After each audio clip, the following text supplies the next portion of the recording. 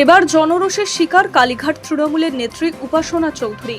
স্বাধীনতা দিবসের সকালে ডিম খেলেন মমতাপন্থী এই তৃণমূল নেত্রী। শনিবার সকালে দক্ষিণ কলকাতার আশুতোষ কলেজে এই ঘটনাটি ঘটেছে। ডিম থেরাপিতে ক্ষোভ উগরে দিয়েছেন উপাসনা। কলেজে পুলিশের উপস্থিতিতে বহিরাগতরা ঢুকেছে।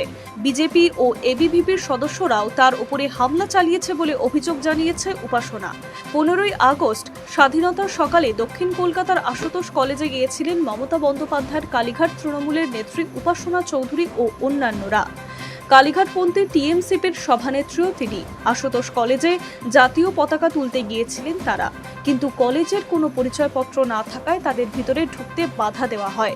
নিরাপত্তার দায়িত্বে থাকা পুলিশ অফিসাররা তাদের সামনে ভিড় করতে বারণ করেন। সেই নিয়ে তুমুল উত্তেজনা দেখা যায়। সেই উত্তেজনার সময় উপাসনাদের লক্ষ্য করে ছোড়া হয় ডিম।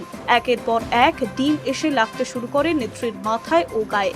সেই ঘটনায় উত্তেজনা আরও বেশ কয়েক গুণ বেড়ে যায় পরবর্তীতে।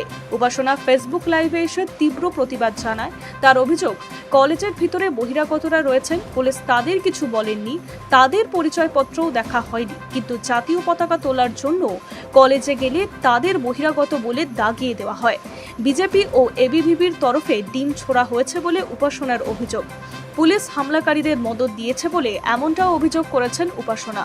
যদিও বিজেপি ও এবিভিপির তরফে এই নিয়ে কোনো অভিযোগ মানা হয়নি। জনরোষের শিকার হয়েছে উপাসনা, এমনই দাবি করছে তারা। High news network.